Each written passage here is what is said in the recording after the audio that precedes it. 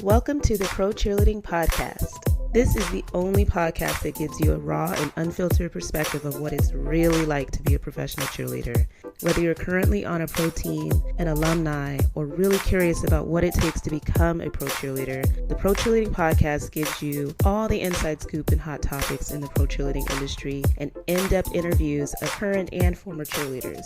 I'm your host, Mhkeeba. Join me every Wednesday as I reveal the truth behind the Poms.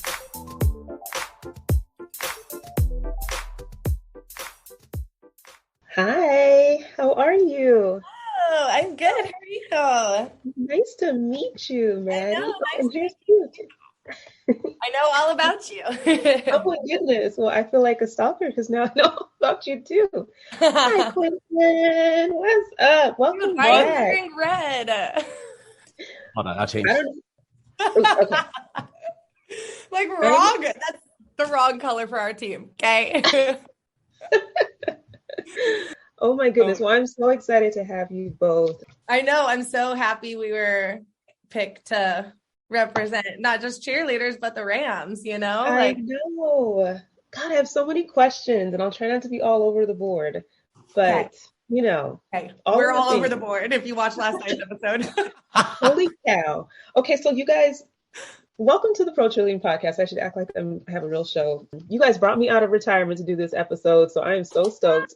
This will be a bonus episode just because, like, I couldn't resist. This is my first time watching Amazing Race, you guys. So for everybody who's listening, I have two fabulous former cheerleaders from the Los Angeles Rams, Quinton Peron and Mattie Lynch. Well, I'm going to be Morales soon. Uh-oh. Oh, put a ring on it. Okay, soon to be wifey. So Mattie Morales. Yes. Congratulations. How exciting is that? So no, you guys, this is so cool that you are contestants on The Amazing Race. This is season 34. This is my first time watching this show ever. And man, oh man, all I can say is like stressful. Last night's episode was like, whew, crazy. Y'all had me scared for a minute. We'll get into that. But yeah. I just want to give you both an opportunity to kind of introduce yourself. If you guys have not listened to Quinton's episode with me, we already had a wonderful interview, kind of getting to know all about Quinton's background and past. What was our episode's name, Quinton? Do you remember? Oh, well, it was supposed to be We Did It. And then I think you chose Last Dance. That's what yes, it is. I did. Last dance. Yeah. Okay. It was supposed to be We Did It. I was listening to that while I was editing, and I was like, why was I racking my brain over a song choice? Because everybody knows that when Quinton finishes choreography, it's all set and perfect. He plays the Dora We Did It song, and we already had a song, and then I went on this tangent of finding the perfect throwback song. But anyway, it's called The Last Dance. But Mattie, this is your first time being on the Pro Cheerleading Podcast, so let's start with you really quick. And just give us a little bit of background. I mean, former Rams cheerleader, the years that you cheered, a little bit of your dance background, because that's just what we do here. And then we'll get into some Amazing Race, all the things. Awesome. Well, I am a former Los Angeles Rams cheerleader. I was on the team from 2017 until 2021. So I did 4 seasons with the team. I joined the year after the Rams moved back to LA because I was finishing up my degree at Cal Poly Pomona the year the Rams moved back, and I was just in the thick of it with school, so I couldn't audition that year, but they had, back in this time, they had live audition finals, so the public could go and watch, and I had a lot of friends that were auditioning that year, so I went to watch, and there was just something about that energy that I was like, I need to do this team. I need to be on this team. And I'm from San Diego too. And after I graduated Cal Poly Pomona, I moved back to San Diego and tried out for Rams the next year and made it, commuted from San Diego my entire 4 years. Whoa, you did not. Really? I did. Okay, Heck yeah, I did. That's a lot. It was a great time in my life where I had like the time and the freedom to do it. And also just an incredible whirlwind of an experience. I feel like we had a very unique cheerleading experience because for those that don't know, and if you don't watch the race, you don't have kind of the backstory of me and Quinton, but me and Quinton have known each other for quite a while, back when we were both in college. Is when we kind of I was going to ask how far you guys went back, because I know you were partners at auditions, right? Like you guys were both audition partners, but so you go back even further than that. Yeah, so we've been friends for a while. We had developed like a respect for each other in kind of like the dance world. We weren't like the best friends that we are now back then. He actually DM'd me saying like he would see me at the Rams audition. And I was like, oh no, or like, you know, it's just, we've never had boys there. And I was like, he would be the guy. And as soon as he told me, I was like, yeah. And I hope you take it by storm. And he freaking did. And that's exactly what he did. And we were lucky to be paired together. And I feel like, I mean, we've talked about this a lot, so I can kind of speak on like Quinton's feelings about it, but it was kind of like a comfort thing that he knew me going into it, and him being one of two boys in the entire room, in the entire audition finals. I think that was like a source of comfort. Yeah. And it definitely made me step up. And that was the one thing that I appreciated throughout my whole experience on Rams is dancing alongside boys, because there's a different power element that they bring to their movement that made me want to elevate myself as well. And plus I'm tall, so I'm always put next to them, so I have to do good or else I'm bad. So. Oh my goodness. I love that we're getting the backstory with Amazing Race. I'm like, of course, because you guys are representing this space, I want you on TV all the time. So I'm kind of like, when are you going to talk more about this and that and show them again? But I love that we can kind of share at least the connection and the respect that you guys have from being on a team together. And Quinton, you said she was your captain. Is that right? Yeah. I was in her line, all 4 years? All 3 years. 3, because there was 1 year that we weren't on together. Last year. Yes. Oh, gotcha. I was always literally right next. Like she was here and I was always there. So it was always cool to kind of see, seeing her be able to get that moment where it was her time to lead and get that captain notoriety. And then boom, now she's captain. And then again, still keeping that friendship and just seeing her grow and everything was always awesome. Yeah. And now it's like, oh my gosh, we just ran the world together. Like, this is nuts. Well, and Quinton, I don't want to kind of like steal your whole intro as well, but I really want everybody to listen to Last Dance as well. But how about you walk us through not just like the best friendship that formed, but like, how did you guys decide to embark on this experience together to try out for the show? So just kind of walk us through your friendship and how you thought that this would be like the coolest thing for you guys to do together as best friends. Are you guys still best friends? Now you know it's okay. Hold on. Oh, the cool thing is that the race has they've been reaching out to me specifically for years, ever since I made Rams. Okay. Yeah, there's always been like an email in the back, and I was like, this must be spam, whatever. I'm not gonna answer it. But then it wasn't until Super Bowl was when I was like, you know what? I think if this is it, if I know I'm retiring, I think I'm gonna respond and say, hey, let's audition, let's see what happens. And originally they wanted another boy. And I was like, I want to win. And as petty as that sounds, I was like, this show is based off relationships. And I was like, and we have 2 young men who just made the team. You know what I mean? They're too young to, like, you gotta know the world. You know what I mean? You can't just be a young buck, like right out of college, bam, around the world. Not going to happen. Yeah. You know? And then it's like, so I was like, well, the only person that I feel comfortable running with is Mattie. And they were like, well, we want a boy. And I said, well, I want Mattie. So, so I don't know what else you want me to tell you. Either you want me or you don't. And then I want her. So I gave her a call and I was like, hey, so. Guess what I signed this up for? I was getting my tires changed and I'm at like the car place and I get a FaceTime from him and we FaceTime all the time. So I was just like, what's up? He's like, hey, would you want to like be my partner on The Amazing Race? And I was like, sure. That was it. And I was talking to my now fiance right after that. And he was like, that's a big deal, Mattie. And I was like, yeah, but it's not going to happen. Like Quinton has all these ideas. Like you just never say no. Like if you're in our space, the best thing that we have learned is you never say no to an opportunity. So there I was. I'm like, sure, Q. Yeah, let's do it. Next thing I know, we have an interview. And we're like, okay, well, they want us to be together. But Mattie lives in Vista, which is like an hour and a half from me. And I was like, well, if they want an early morning interview, I'm not going down there. She's not coming up here. So we have to meet in the middle. So I called our friend Brittany. I was like, hey, can we come to your place and do our interview together? Like, so we met in the middle, did our first interview. Yeah, it was like just trying to, a lot of the couples either live together or like, you know what I mean? They're all like related. We're like one of the few that no, we're not in the same household. So, or even in the same city. So Gonna make this work. And we made it work. I mean, the audition process was cool because it was different than a lot of the other reality shows where it's not necessarily about the drama, but it's about your relationship and it's about the story and because we all have these friendships that we have for so long, but it's cool to actually have to speak through, no, when did I meet this chick? What have we gone through together? You don't think about that stuff. You're like, oh, we've been friends for years. You know what I mean? It's like, you don't know the actual details of like, oh no, shoot. Well, she really was like in the first piece that I ever choreographed for college. And then, you know what I mean? And it was rough, but she was centered because she was good and I liked her energy. So that's where that friendship started. You know what I mean? It's that. And then you remember those things. You're like, oh, hold on. Like that was a long time ago. But that was the coolest part about the interview process. And then you had the psych test and then you have to get physicals and all this stuff. And COVID's still a thing and the COVID testing. And it's like, oh my gosh, are we ever going to make it on the show? The whole process was virtual. And I think it's the first season that they casted solely virtually because usually there's at least the finals, like the in-person component.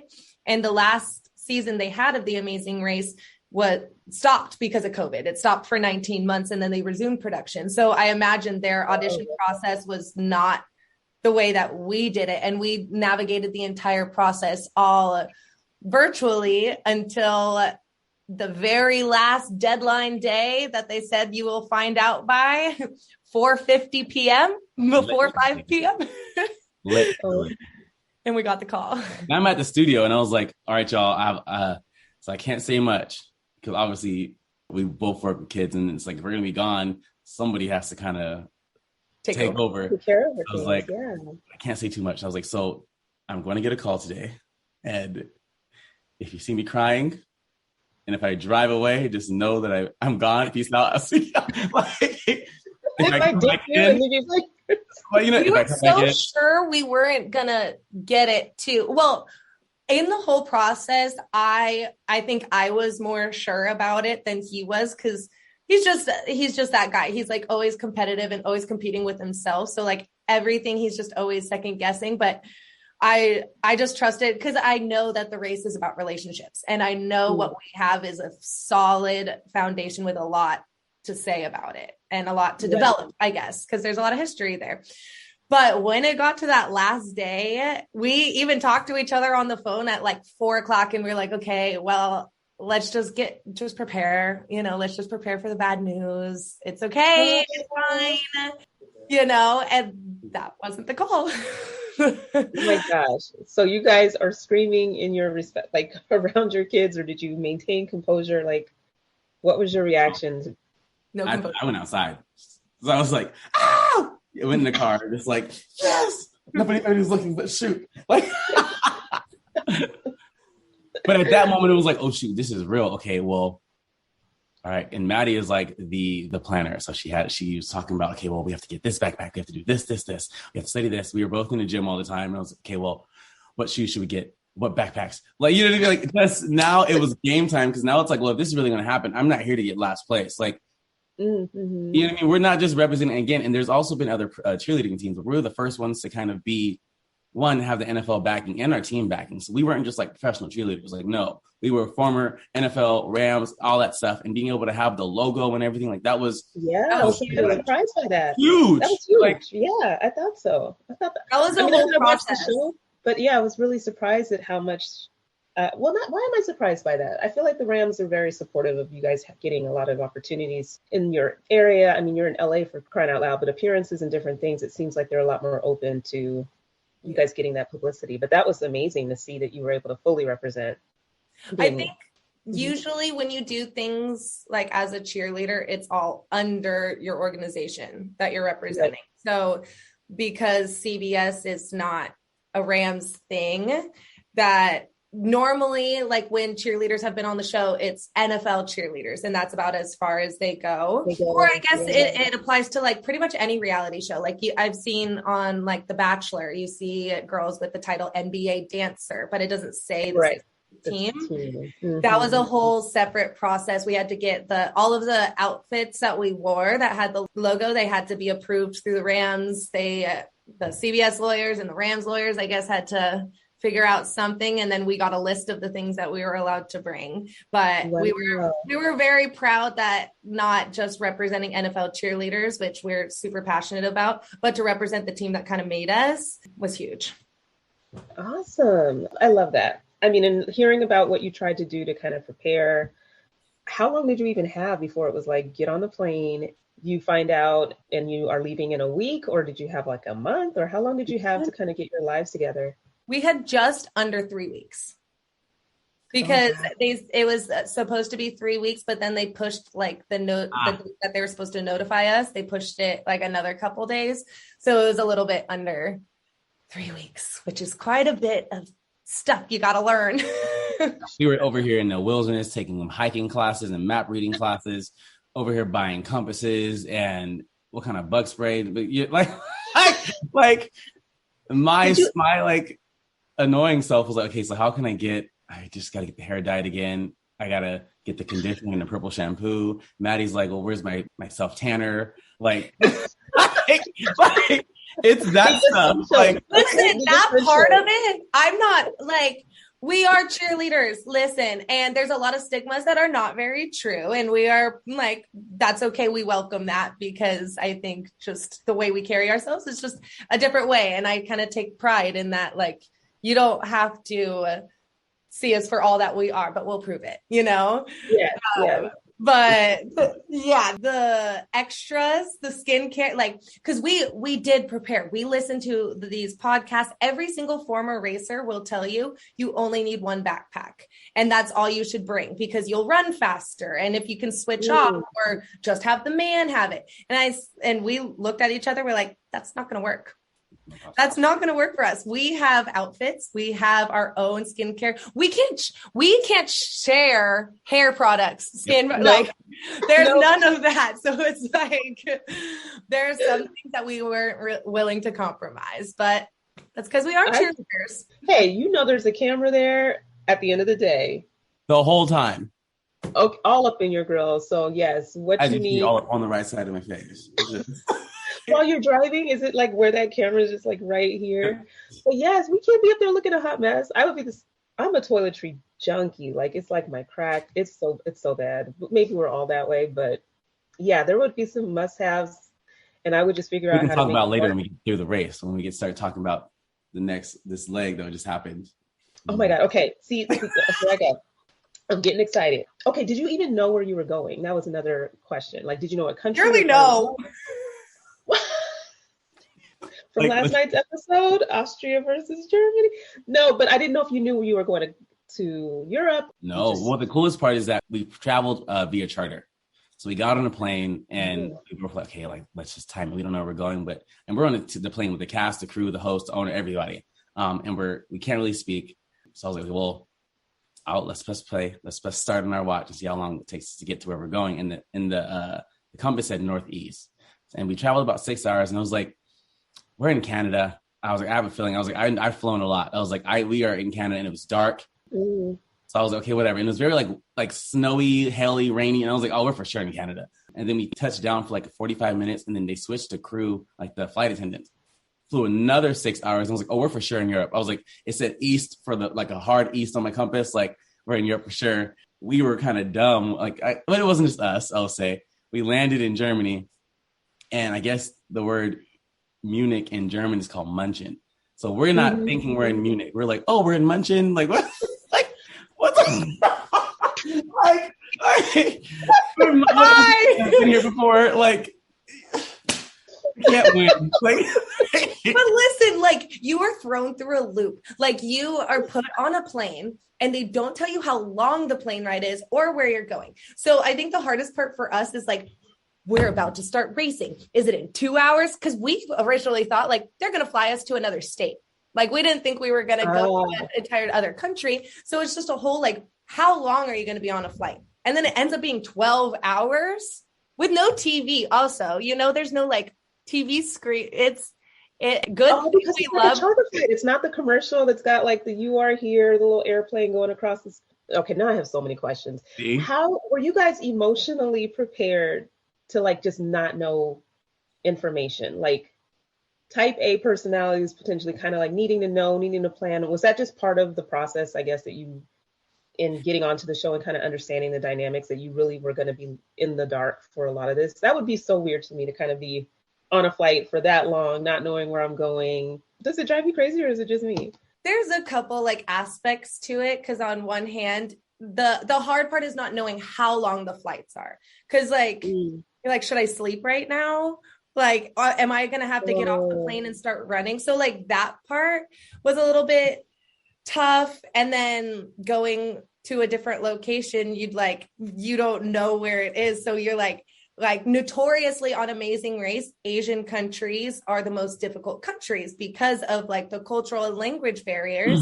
So our biggest fear, like when we're flying east, we're like, well, okay, great, cheerleader. I'm like, you wouldn't go east if you were going to Asia. You would wrap around the world the other way. But still, you know what I mean? It's like the anticipation of, where are we going to get dropped off? But I will say, on the other hand, I think it almost levels the playing field a little bit, unless you have teams that have real world knowledge about certain places, like if they've lived there, like the Military Brothers. The Military Brothers, yeah. Well, it didn't seem to help that much when he was driving around the first episode. It didn't. I guess it don't help. But that's what I mean. I think it almost levels the playing field, because normally in the Amazing Race, you go to an airport and then you have some downtime in the airport where you could research the country you're about to head to. So if you take that out of it, you have to go into the country with whatever knowledge you have, which for us is not much. Munching. Literally munching. Like, I freaking love it. Well, it's interesting because I was thinking as I was preparing for the interview, like, okay, what experiences do you have as an NFL cheerleader that would like prepare you for this? And the first thing I thought of is like traveling with the team for whatever it might be, Super Bowl, whatever it is. And from the minute you get off the flight, you're working. There's no real drop your stuff off in the room, get down to rehearsal. Like, even if you're traveling internationally, I mean, I've heard about like you didn't get a chance to adjust to like the time zone. Sometimes you're literally going right into it. So I was thinking, okay, that might be helpful, where you're just down for whatever. You're just kind of whatever they tell you to do when you land, you're ready for it all. You probably like did something once you knew you were landing. Counted up a little bit, like, I'm ready. Like, let's go. We're in Munchen. Where are we going? Oh my God, I freaking love that. We're going to get into the episodes now. I'm watching it for the first time, and I was kind of thrown off that scramble business was really new. Yeah. In general, in terms of the format. This is where you got to like pick which challenge, I guess. What do you call them? Tasks, challenges, whatever. Which one you were going to do in what order. So you have like your map to kind of figure out how you wanted to map it out. Did you guys like that aspect? Were you really like thrown for a loop by that change, or was it really helpful? I mean, you guys finished third in that first episode, so you guys were killing it. Were you excited about that flexibility? I liked it. It is stressful. And then what they didn't show is that they made it seem like Asta and Nina were the last ones there. But me and Mattie were we had the map on the floor. We had a tour guide. We found a tour guide. And we're like, hey, we need 3 points. These were going to go now. Which way is the fastest way to get to one, so that way we can get to all of them? You know what I mean? So we were in that parking lot for a very long time. Like I don't know where Asta and Nina were, because we were not looking at anybody at that moment. But when we ran to the car, we were the last car. Like, wow. And so you're like, shoot, are we last already? You know what I mean? But at the end, it's just that. And then that's with the scramble, you don't know where you're at. So, you know what I mean? So our first challenge, I think, was with the ice. Yeah. We smashed. And and you're always lost at some point. I got to turn around. Hold on. I pass the wrong street. Okay. Oh my God, we found it. Dope. And then there's a thing called race brain. I feel like we're like, we've always talked about being cool, calm, cute, and collected the entire time. We talked about like reading the clue, but then there's something about when you actually see that clue box and you're like, go! And and you're ripping, and you're shaking because you can't rip the freaking clue, and you're like, oh my gosh, go. And then you're like, Mattie, read it. Like, the first clue, like when we were stopping and getting directions, first of all, we're frazzled. We're not experts, but like when you're walking up to tourists that are like, oh my gosh, like American TV, like, you have camera crews. And then I'm talking to a girl and I'm shaking, and then she's trying to give me directions and she's shaking. I'm like, we're all just, you just don't know until they start. No, that cracks me up to even think about it because, of course, it's TV, so it looks very like, yes, there's this frantic scene, but this is the real deal Holyfield you guys are talking about. Like, literally, your nerves, your anticipation, everything's like, I would be like a jitter, like nobody, the cameraman would probably be shaking just looking And we at had a me. Celsius. We had Celsius packets every day. So those freaking packets had us stressed and shaky. Like that little like powder. Really jittery? Yeah. Way worse than the actual drink. Yeah, never We again. would have to like do a warm up. Like we would just dance with each other for like 20 minutes before we would start the leg because like our caffeine would hit and you got to get like some jitters out. So we would just sing and dance just to get us warmed up. We're like, okay, we're ready to go. Even the best part. Dance. I love when you do your little dance at every episode. The legs. Let's go. But even like the best part. I wish we could see this episode. I'm like dying, crying, laughing, and we're doing all kinds of theatrics. But no, I love that you kind of had a little, routine of just getting your life. You guys can probably name this episode, and this time I won't forget about it while I'm editing. Did you have like a kind of a go-to song of like, this is like our Rocky Balboa type song to get us hyped? We had a lot of songs. Yeah. Oh, a lot of them, like a playlist. Thing that we had like our little bit of technology, like in between the legs or before we started racing in Germany, you would have downtime in your hotel and you would have about like 12 channels. And usually you look out with one of those channels being a music channel. And so we would just listen to music all the time. And every time to this day that I hear As It Was. Yes, I was going to say it.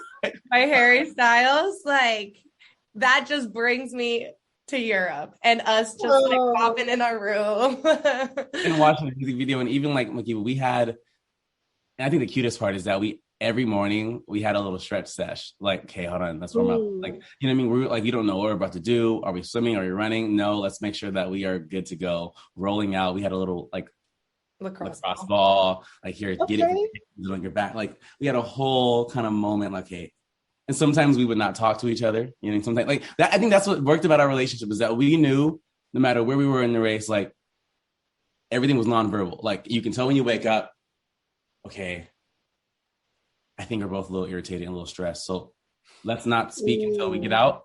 Cool. And then so you put the music on, it is quiet. And we're not mad at each other. We're just like, you need that your kind of me time. Like for me, my me time's a shower. So I was like, you know what? I'm gonna be in this bathroom forever. Like, and I just need to lay there right for like 20 minutes and stare at the ceiling while Quinton's singing in the shower, listening to him sing Mariah Carey at 4 a.m. But that's a good point to bring up. So you guys do not have any alone time, essentially. You're just, that's it. Same room, same, okay. Oh, so they really are trying to like, not necessarily test relationships, but it is a test. It's a test. Yeah. And that was the thing that I could say, like, I was the most proud of, like, outside of like what we see on TV. Cause we have a ton of like the same friends, right? And everybody's like, oh my gosh, like you too. And you guys only have each other for 30 days. Cause we're crazy. We're high energy people. And him especially, he doesn't sleep. And I like to sleep. So people were like, how is that going to work? Did you guys fight? No. Not at all. We just got it. Like something clicked with us that I'm like, I could travel with him everywhere. Like we know our boundaries. Well, like knowing, like you said, just sensing the mood and just knowing that you don't have to, nobody's trying to like one up each other and trying to continue conversations. Oh, that's so priceless, especially when you're in such stressful situations. Like you just need some quiet time. You need space, even if you don't get it physically, and just understanding one another is really, and how to motivate one another. I mean, the first episode you guys seemed, I think you got a little lost, but other than that, it was pretty smooth as you went through each challenge, finished third. And then I watched last night and I'm on pins and needles. Like last night's episode, you guys, was like between the yodeling and the bells and like, it was just chaos in my brain. I was just so like overstimulated with like what was happening in that episode. But seeing you guys be lost talk me through last night's episode. Let me tell you, like we talk about it to this day. Austria, just the word Austria. It's like We learned so much, and we'll get into the thick of it, but we forced ourselves after that day to take a hard look at what went wrong. And it wasn't just getting lost once. And I think that's what it looks like on TV is like, oh, we just got one bad direction. Like when one bad thing happens, I think we looked way more composed than we felt. However, I didn't see the meltdown. I didn't see it and sense it, but I was like, it was there multiple times. Like me yodeling, I don't remember yodeling. I was just hit the notes, stare at the lyrics, get it done and go.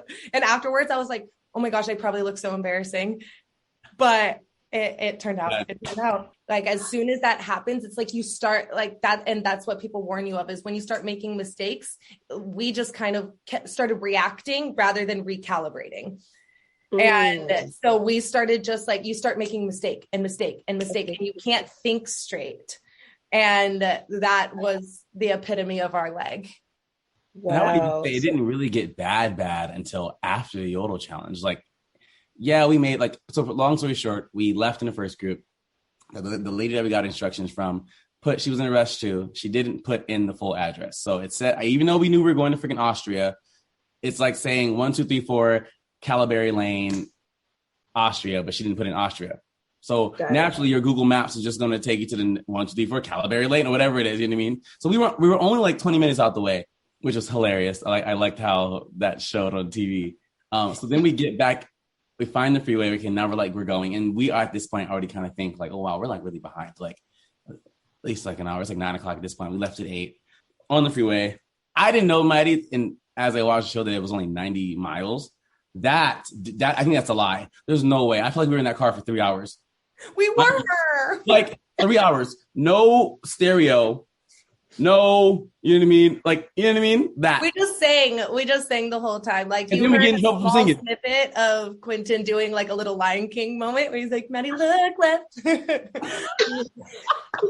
had to change up the lyrics so I wouldn't get in trouble. But like, and we were talking to each other and having fun moments. And then honestly, once we got into the city, we got lost again because there was a fork in the road that said Innsbruck. And I was like, okay, well, the map doesn't say a fork in the road. So I took the wrong one. And then we stopped at a hotel. They're like, oh, you're like 30 minutes away. Cool. So we get there, finally get up the mountain. And then that's when, and I blacked out. I didn't even realize that we did see Derek and Claire. I literally thought we like didn't see anybody. So cool that we got there. Oh, okay. Run this past is when you get to the yodeling mountain, right? Yeah. And one station, I was like, oh shoot, we really did see them because we were like, like, this is it. Great vision. Yes. And then we run up the hill, run past the clue box, you know what I mean? And then we're at the Yodel thing and they're like, you need a clue. And we're like, oh shoot, not those people. So run down. You know what I mean? And then it's really real when you get to that clue box and there is one left. And you're like, oh no, we're not going out like this. Not today. Mattie, go. And she killed it. You know what I mean? Left is like everybody else has been at that challenge and done it. And you have no other than that. And this is your first challenge and you're the last one to, freak out would be happening. You know what I mean? So then we get it. Mattie kills it, whatever. And we go down. So we were there for all of 7 minutes. Yes. Like the Yodel challenge? Yeah. You're behind off then. People were struggle busing on the whole Yodel challenge. It seems like it is like I love to sing. I'm not good at singing, but like put me in a moment where $1 million is on the line and I will sing and I will hit it. I will find it. I had those songs in my head before bed. I'm just saying, like, I felt like between the bells and the singing, like under that immense pressure to get it that quickly. And how about you guys? Okay, we're going to go in order because now I'm excited. Between the Yodel challenge, if you killed it in 7 minutes, and how you guys smashed that dance challenge. Would have won that leg. You talk about it all the time. Like, if we just would have typed in Austria, we literally would have won that entire leg. Because one, even if it took Mattie 2 tries to do the Yodel, and if it took us, how many tries to do the dance challenge, but it took Marcus and Michael 5. There's no way nobody was beating us. You know what I mean? Like, that's when it gets frustrating because, like, wow, one word. And it was set up for us. Like that leg set up for us to hit. Yeah. Well, you know what was crazy too? And I was like, wow, I don't know much about the show and the prior cast, but like seeing how many dancers they have as part of the cast. I mean, you have... It's never like that. It's never like that. I feel like they were trying to stack some, but I was like, what is it about professional dancers? Michelle from TMBO for Pitbull's dancers, the most bad ones. You have like a ballroom couple that are on the show as well, and then you have you guys. And I was just like, is that normal? This feels like a Dancing with the Stars, but going on Amazing Race. But yeah, that challenge, I was like, there's some, a little bit unfair competitive advantages for the dancers to be able to pick up choreography. It's not going to take you 5-6 times to get anything dance. Oh. It just seems like check. Did you guys do that in one take? We did it perfectly, but they made us do it one more time. Yeah. Oh, really? Yeah. Oh, that's okay. Even our instructor, because you have instructors that teach you, but they don't test you. And he took us back because you have to go back to the practice area. So if you don't get it the first time, you have to run back to the practice area, which is extra cardio. And we get back there and he's like, I honestly don't know why you guys are back here. So we're just going to stand back here for a second and we're going to put you guys back out. And that's what we did. Wow. Mm-hmm. Okay. No, literally, but it's annoying when you see, because Linton Hop, Mattie on that thing. And I was like, that's not even the choreography. And why, you know what I mean? And who else was it? It might've been Abby. And I was like, what is that? That's not the dance. And then you make us do it. Absolutely. You know what I mean? So that's why, and going into the race, we always said, don't do judging challenges because it's always subjective. If they want to have a TV moment, they can easily say, you know what, let's hold that team for 5 times. You know what I mean? Or, you know what I mean? But that's why I think the race is so fair, because it really is crazy. This is frustrating. But I mean, in that case, it was 2 judging challenges. And obviously, if we are presented with bells ringing or partners swinging, we're gonna partner. I'm swinging my partner. Let's go. Let's go. Oh, it was funny. Our instructor too, when we walked up, he was like, okay, so I need you guys to be able to count to 8. And you got to count. And I was like, okay, 5, 6, 7, 8, teach it in one go. I told him that. And not playing. Because they didn't show it. But when we won, getting to that place was a mess. It took us an extra hour from the yodel.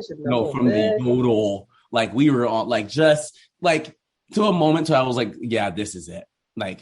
We were driving on, you know what I mean? We were we were over rivers. We were we stopped 2 more times. What they don't show is after the yodel, that's when, because when I'm yodeling, I don't have time to process we're in last place.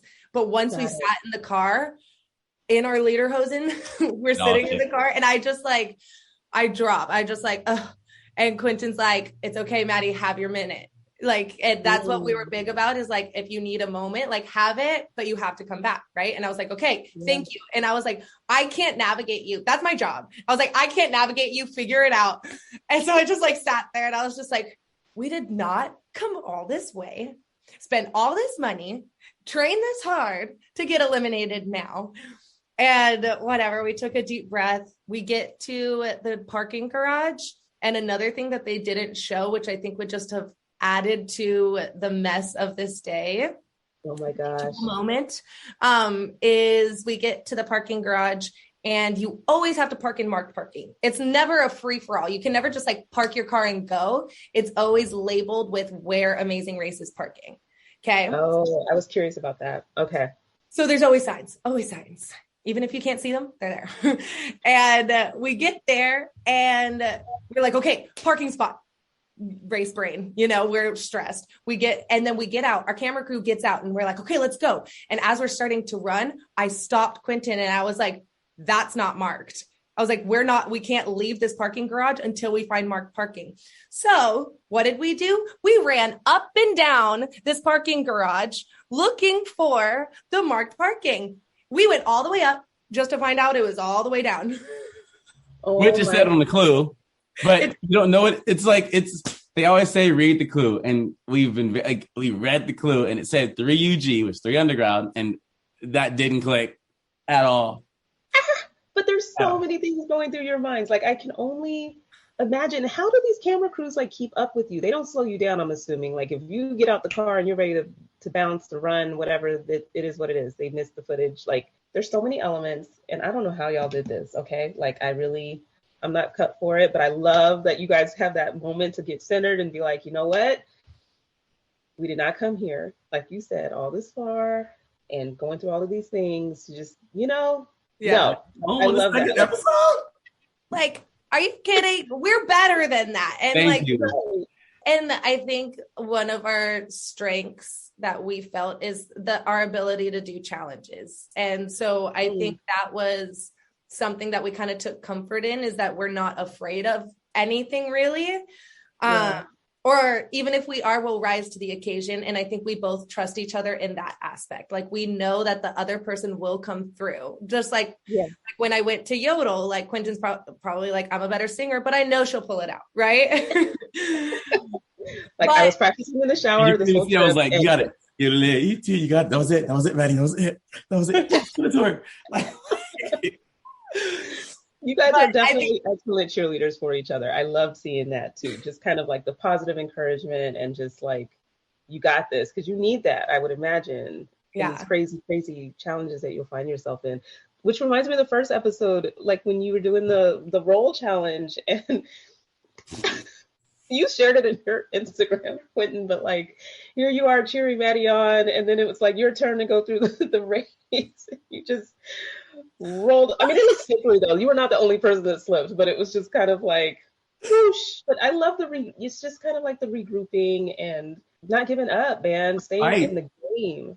I think we told ourselves, because like, then this is, I think, how our background has helped us is like, in the audition world, and this is something that I learned from Rams, from actually JP, who would choreograph for us. He told us in auditions, it's once something is done, flush it. No matter how it went, once you're done with one round, forget about it. And you just have to stay present in the moment. And that's one thing that Quinton and I were really good about, is that no matter what happens, no matter how bad something goes, you just have to flush it and keep going. And you never make the other person feel bad, because then what would happen if Quinton made me feel bad, if I did bad at the Yodel, then I'm going to be in my head that I let Quinton down. And then I'm going to be reacting to Quinton's emotion more than I am staying in my race, like the focus, if that makes sense. So we made sure above everything, you don't make the other person feel bad, because it is no good for anybody.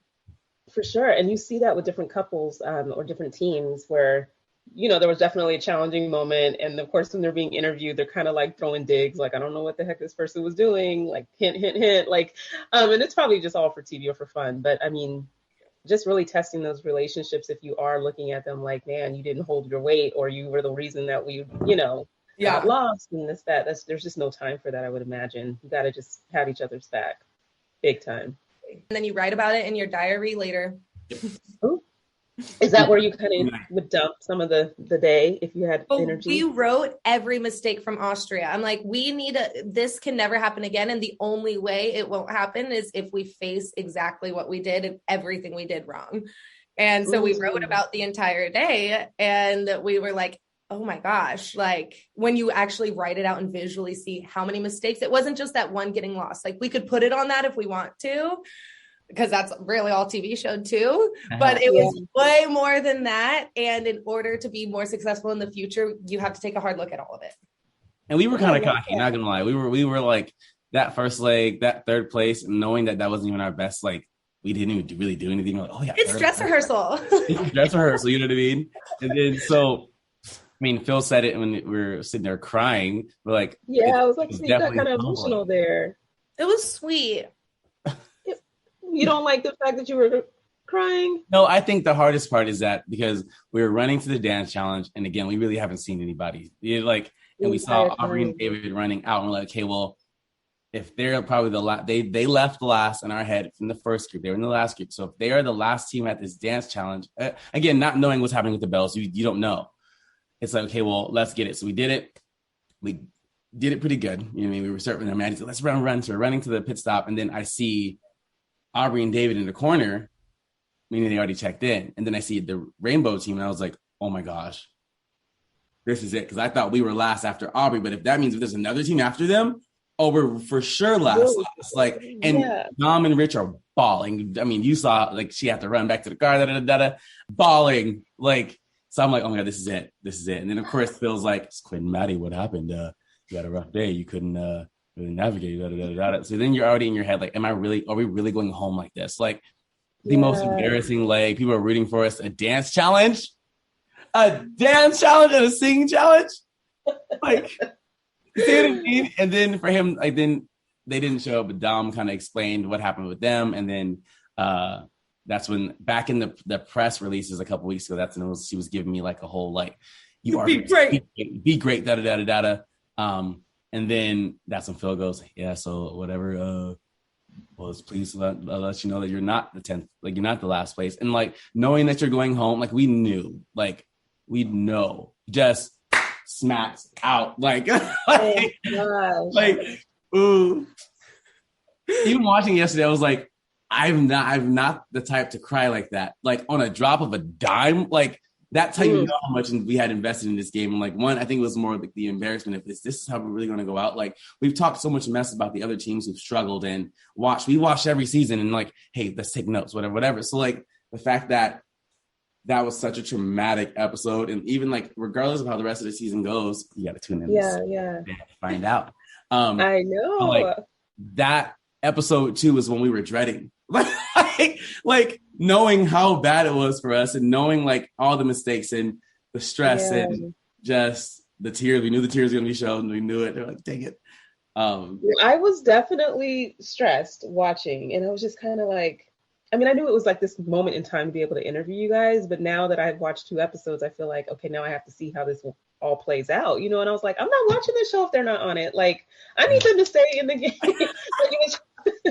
So I was watching and I'm like, come on now, you know, anyway, I had my family all watching too, because the kids were like, what are you screaming at the TV for? But I was really proud of you guys because it definitely looked challenging. And, you know, I'm good for a good meltdown. Like I will get back up, but I have to have my meltdown and just flush it out. I love that term. I mean, you know, just get it out and press forward. But like, because every team was struggling. I feel like that was probably hard for everybody, like doing challenges 5 times, 6 times, like, oof. Man, it was real. I don't know if that's just normal for the show because again, I'm new to it. But I was like, now at least I'm emotionally prepared when I watch to really be kind of like hella into it and invested. Like, it's just because it's you guys, you know what I mean? I was really rooting for you.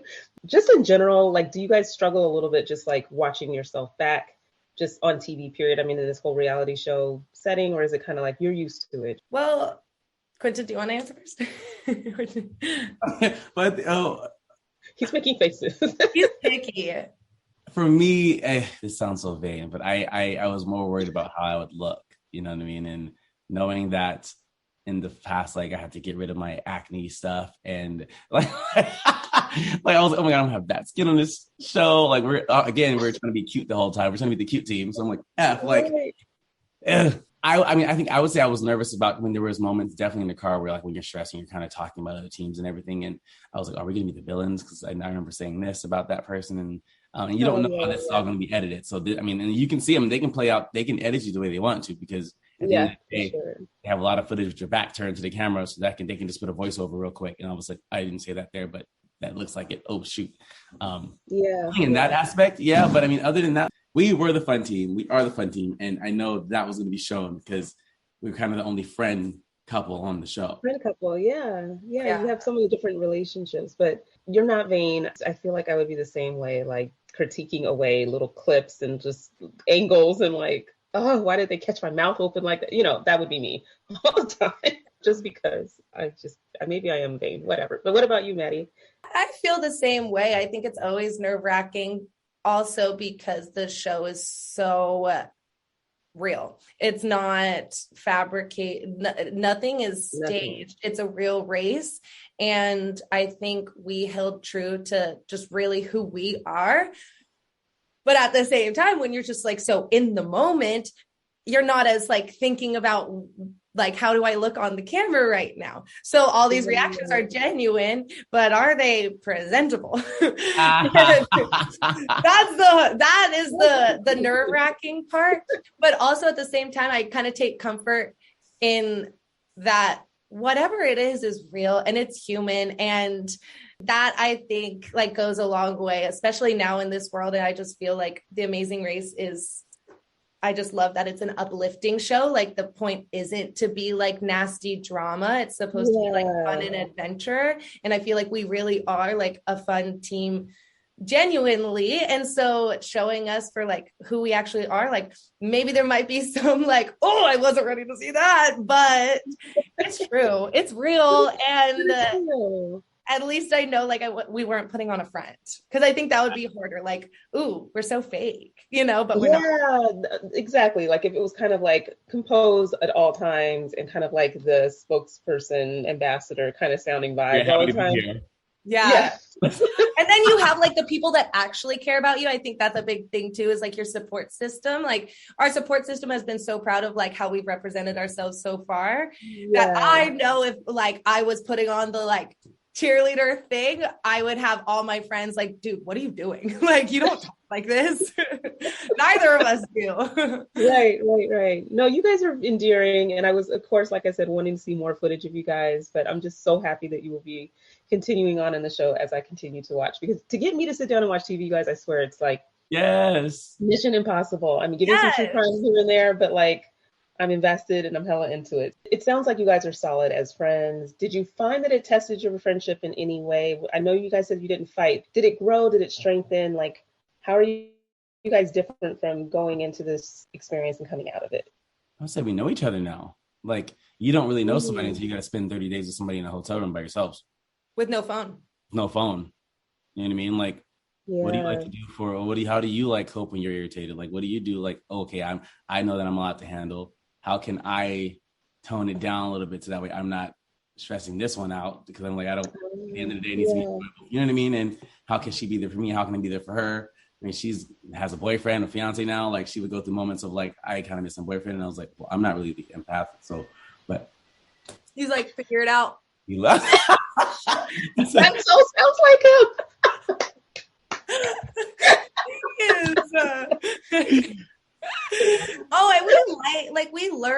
We learned a lot about each other, and it really is like an energy thing. And that's what I think we really picked up the most, is because we know how each other are like energetically in dance. Like when we're dancing, like we feel that vibe with each other. But when it comes to like feeling body language in like, ooh, he's not confident right now, or she's stressing, or those things, like that was cool to learn about each other and learn how to like work through it. Like we'll be like, I think Quinton's in his head right now. I think we need to sing a little bit. Like if we sing, then we'll like lighten the mood. And that happened all the time. Like we would gauge each other's emotional state and be able to like balance each other out, which was so beautiful. I mean, because from what I can tell so far, like with the relationships with the other people who are on the show, there's just some interesting dynamics there where I can see there being, not like it's about drama, like you said, seeing the Jamaican team like break down when the dad just talking about like, I was just like, okay, tearjerker moment. But I just love that it's just kind of like an opportunity to, you can only have this experience once in life, and each couple I feel like has like a special story, but it's nice to even just see in this context, like you say sisters and brothers all the time and like cheer, like the sisterhood or the whateverhood and but seeing how your friendship grows is going to really be awesome to see, because we are in the trenches together and we're on these teams, but seeing how even more can be enriched from an experience like this is really awesome. Literally in the trenches in Austria. Like, wow. You couldn't get any deeper. And like oh my God.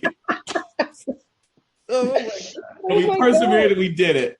We got did through it. You will see us in another episode. Well, I'm so proud of you guys. Well, what would you say is like the most difficult lesson that you learned from, whether it be like a challenge or just overall the experience of being on the show? They tell you this going into it is like, keep racing no matter what, because you don't know what's happening with other people. But there's something that happens when you start racing that you literally think it's all about you and you are the only person making mistakes. And I think it's the added, like there are no non-eliminations this season. So that's part of the panic in Austria, was that you just think we are the only person messing up right now. We're the only team that's messing up this bad. So we're going home. So I think the hardest lesson is knowing, and we learned after Austria, that no matter what, you race your hardest because you don't know what's happening to other people. Facts. I agree. That's it. Yeah. Well, it's hard to block that out. Like even when you think of auditions, are there any lessons, I guess, that you would share with the pro cheer dance community based on what you learn in terms of like knowing whether it's auditions or just the experience of being on a team, anything that you guys would share as advice just based on what you've learned that would carry over in like the pro cheer and dance world? it's not about you. It's about your ability to work with other people. I mean, especially in The Amazing Race, but I think there's a lot to be said about that, just in relationships, in life in general, is be responsible for lifting somebody up and bringing out the best in them, because you'll be so surprised at what will happen to you and to that person when you have that kind of dynamic, than getting lost in the competition and bringing them down. That's it. Dang, so succinct and just like capturing everything. Do you have anything to add, Quinton? No, that was it. Like she said, it's not about you. And if you can take yourself out of the equation and be there for somebody else, there's only one way to go from there. You know what I mean? That's up. Yeah. That's up. Up. But I'm so excited to have you guys this afternoon. Seriously, Mattie, it's so nice to meet you. Nice meeting you as well. And thanks so much for doing this. If you guys want to come back as the season goes on, join me for Cheer Chat, talk about episodes. Like I'm so here for it. I know I'm going to want to talk to y'all again after seeing episode after episode. So let's make it happen. Do it. Yes. I would love that. So any future plans that we need to know about? The last time we talked, it was over the summer, and I was just like, I just see you like on TV somewhere, like in everybody's homes, and then here this whole Amazing Race comes. I'm just really excited for whatever comes next for you guys. Any future plans that you want to share? For me, I mean, I'm most excited about getting married and about having the last name Morales, because Mattie Morales sounds really fire, way better than Mattie Lynch. So great. In the near future, I think we're both on the same page that we would love to compete again. Like we would love another opportunity, like for like another show or something. I'm a coach, like that's my job and that's my passion in life. So I would love to have my own team at a higher level than high school. So that's where we're at right now. I love it. And what about you, Quinton? I don't know. There's so much happening in life right now. I just want to make sure I remain happy and remain. Actually, no, I want to move out. I want my own place. So that's what I'm, you know what I mean? That's what I'm trying to do. So that's the goal. I love it. But no, thank you guys so much for making time for this. Thanks for having us. Thanks so much for listening to the Pro Cheerleading Podcast. You can follow your favorite podcast on social media at Pro Cheerleading Podcast on Instagram, at Pro Cheer Podcast on Twitter. We're on Facebook, on YouTube, and you can support your favorite podcast on Patreon. Until next time, keep your eyes on the sidelines.